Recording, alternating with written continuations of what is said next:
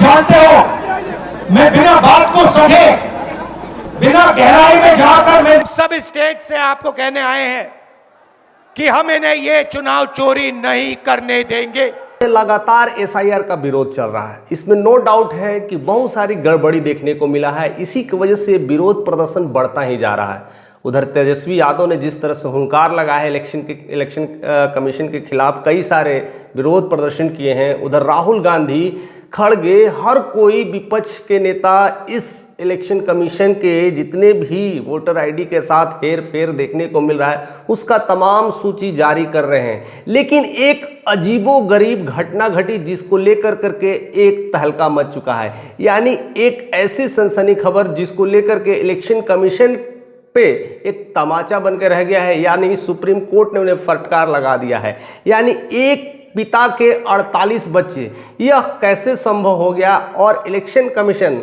ने इस बात को दिखाया है मतदाता सूची में ऐसी खबर खास कर करके असंभव है। यानी 48 बच्चे, एक ही साल में 2-2, 3-3 बच्चे हुए हैं और ऐसे कई सारे सूची में वैसे नाम गिनाए गए हैं और मतदाता सूची या मतदान केंद्र के बाकायदे नाम लिखे गए हैं।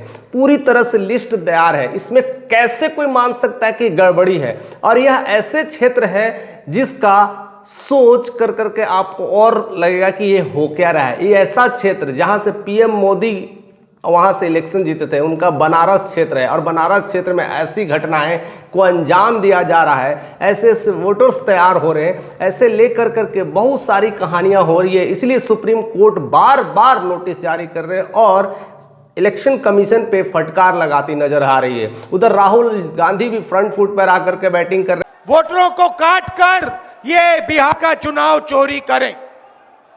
तेजस्वी यादव कर रहे हैं। गुजरात के लोग बिहार के वोटर बन रहे हैं। विपक्ष के तमाम लोग इस तरह की बयानबाजी दे रहे हैं और कह रहे हैं कि ये क्या हो रहा है। ऐसी धांधली, ऐसी चीजें कतई शोभा नहीं देता है। दूसरी सबसे बड़ी बात है कि इस तरह की जो घटनाएं निकल के आई है, एक पिता के 48 बच्चे, तो इसकी तहकीकात की गई थी, जांच पड़ताल की गई थी। हालांकि ये कैसे संभव है?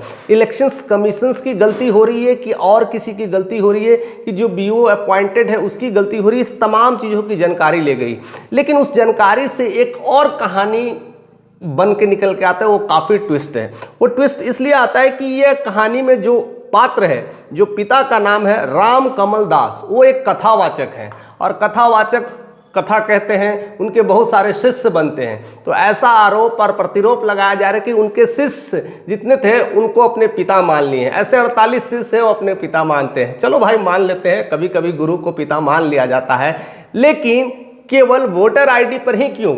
राशन कार्ड पर भी होना चाहिए था, ड्राइविंग लाइसेंस में भी होना चाहिए था। ऐसे तमाम जगह पर, या रामदास की जितनी पैतृक संपत्ति है उनमें भी बंटवारे का काम होना चाहिए था।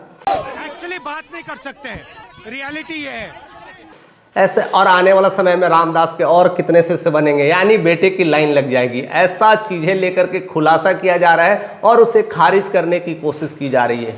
लेकिन मेरा प्रश्न यह है कि क्या ऐसी चीजें होनी चाहिए? लोकतंत्र में क्या यह शोभा देता है? आप मानिए आप बच्चे हैं, बच्चे की तरह ट्रीट करिए, आप गुरु हैं, दैट्स ओके। लेकिन आप वोटर आईडी में शामिल कर करके बताना चाहते हैं कि मैं ही बाप हूं, यह नाइंसाफी है, लोकतंत्र का हनन है। ऐसे में यह वोट किसी को जाएगा, इससे पता चल जाता है कि आप कहीं ना कहीं छेड़छाड़ कर रहे हैं। और ऐसे खास करके इस संविधान में ऐसा कुछ है नहीं, इस तरह का चीजें कतई शोभा नहीं देता है। गुरु ठीक है, गुरु है, शिष्य शिष्य है, बट मतदाता सूची में ये किस तरह का गड़बड़ी करना यह कतई शोभा नहीं देता है। हालांकि इस तरह से लेके इलेक्शन कमीशन ने इस बात को खारिज करते हुए नजर आ रहे हैं। सुप्रीम कोर्ट ने लगातार फटकार लगाया है कि यह सब चीजें नहीं चलेगा, यह लोकतंत्र का हनन है। बट क्या यह इस तरह का मामले अगर आ रहे हैं तो पता चल जाता है कि कहीं ना कहीं इलेक्शन कमीशन काम ठीक से नहीं कर रही है और इलेक्शन कमीशन के साथ कई सारे जो विपक्ष प्रतिरोप लगा रहे हैं, आरोप लगा रहे हैं। ऐसे तो कितने सारे आरोप लगाते दिखे हैं कि एड्रेस को लेकर के, एक ही जगह एड्रेस है, सबके एक ही एड्रेस मिल रहे हैं, किसी के बाप का नाम सेम है तो किसी के बेटे का नाम सेम है, तो किसी का उम्र का डिफरेंस है, तो बाप छोटा बेटा बड़ा होते नजर आए हैं। ऐसे तमाम चीज़ें नजर आए हैं, कुछ में जानवर के नाम नजर आए हैं। ऐसे तमाम वोटर आईडी में ऐसे ऐसे चीज़ें बने हैं। और ख़ास कर करके ये जो डेट ऑफ बर्थ है, ये तो कतई में लगता है कि 80% लोगों में गड़बड़ी नज़र आता है। सबका डेट ऑफ बर्थ किसी का सही नहीं होता है। और ऐसे में क्या मामला निकल के आ रहा है, किस तरह की चीज़ें हो रही है, और इसी को लेकर के सारा भंडाफोड़ होते जा रहा है। वैसे में विपक्ष पूरी तरह से अपनी रणनीतियों को उतारने में लगे हैं और राहुल गांधी इसी वजह से बिहार अब भ्रमण करने वाले हैं। उनका चुनावी दौरा भी जल्दी शुरू होने वाला है और बिहार में एक और बड़ी तब्दील होने की संभावना हो सकती है। फिलहाल इस खबर को लेकर के आप क्या सोचते हैं? यह एक्चुअली में क्या चल रहा है?